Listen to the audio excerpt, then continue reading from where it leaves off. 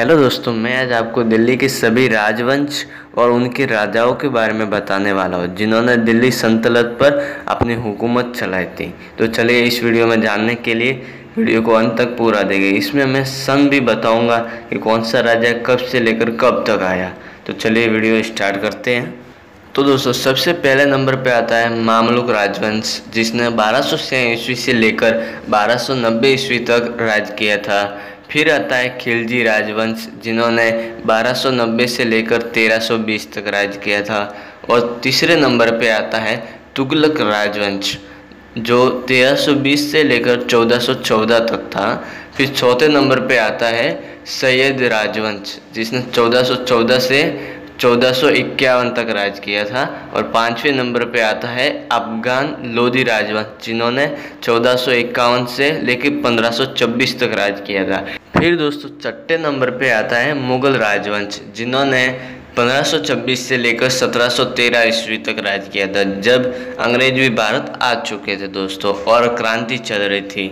चलिए दोस्तों, तो इस वीडियो में मैंने आपको ये राजवंश बताया। इसके आगे मैं आपको सभी शासकों के बारे में बताने वाला हूँ कि कौन कौन से शासक किस किस राजवंश में हुए थे। तो दोस्तों सबसे पहले राजवंश आता है मामलुक राजवंश, जिसमें कुल 11 शासक बने थे 1200 से लेकर 1290 तक। इन सब के नाम बताता हूँ आपको। सबसे पहले नंबर पे आता है कुतुब उद दीन ऐबक, जिसने 1200 से लेकर 1210 तक शासन किया था। फिर दूसरे नंबर पे आता है आराम शाह, जिसने 1210 से लेकर 1211 तक शासन किया।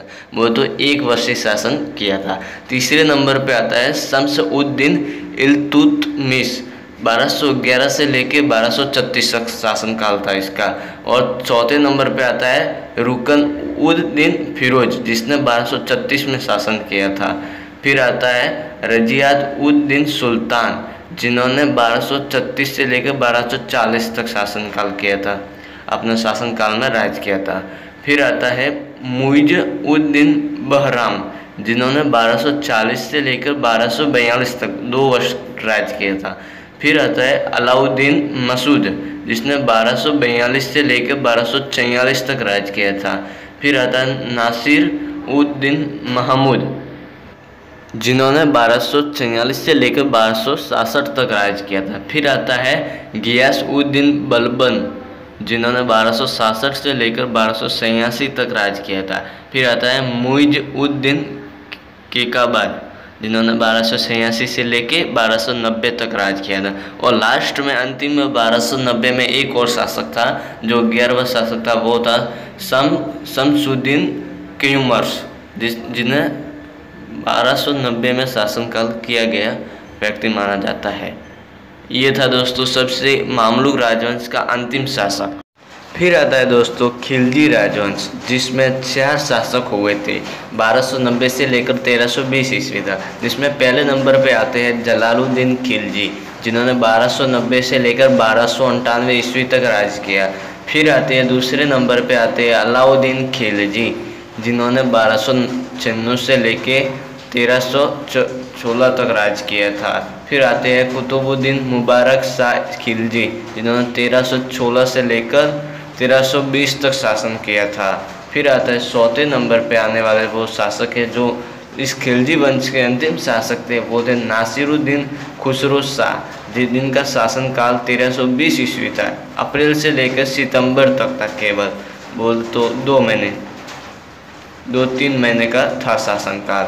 तो चलिए दोस्तों खिलजी वंश भी हमारा आ गया। फिर आता है तीसरे नंबर पे हमारा राजवंश तुगलक राजवंश, जिसमें कुल 7 शासक बने, जो 1321 से लेकर 1414 तक शासन किया था। इसमें कौन कौन से राजा था चलिए बताता हूँ। सबसे पहले नंबर पे आते हैं गियासुद्दीन तुगलक, जिन्होंने 1321 से लेकर 1325 तक शासनकाल किया था। फिर मोहम्मद शाह तुगलक, जो 1325 से लेकर 1351 तक। फिर तीसरे नंबर पे आते हैं मोहम्मद शाह तुगलक, जिन्होंने 1351 से लेकर 1388 तक शासन किया था। फिर चौथे नंबर पे आते हैं गियास उद दीन तुगलक, जिन्होंने 1388 से लेकर 1389 तक शासन किया था। फिर आते हैं अबू बकर शाह, जिन्होंने 1389 से लेकर 1390 तक शासन किया था, बोल तो 1 वर्षीय शासन किया था। फिर आते हैं मोहम्मद शाह तुगलक, जिन्होंने 1390 से लेकर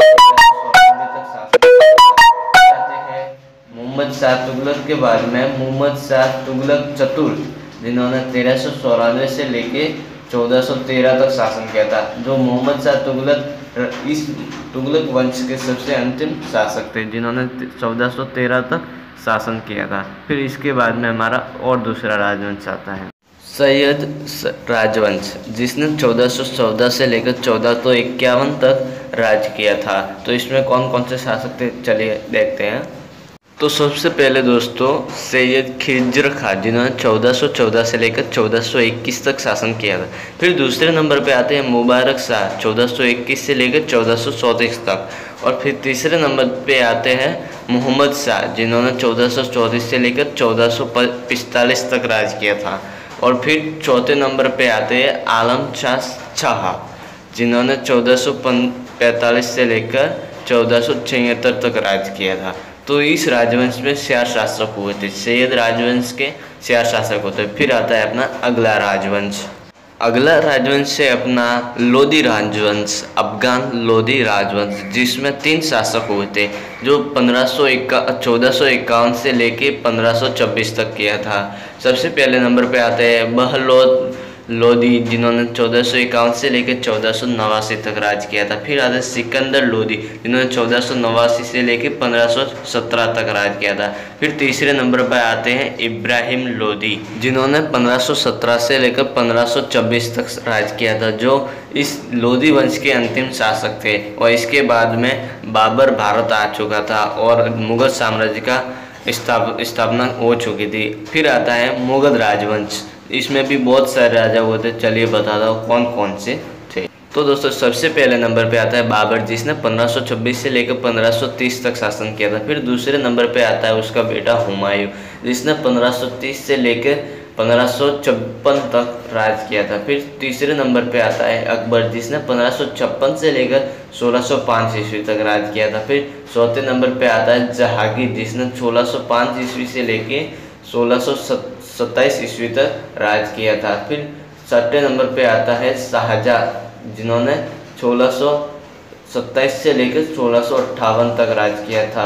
औरंगजेब फिर आता है, फिर औरंगजेब ने 1658 से लेकर 1707 तक राज किया था।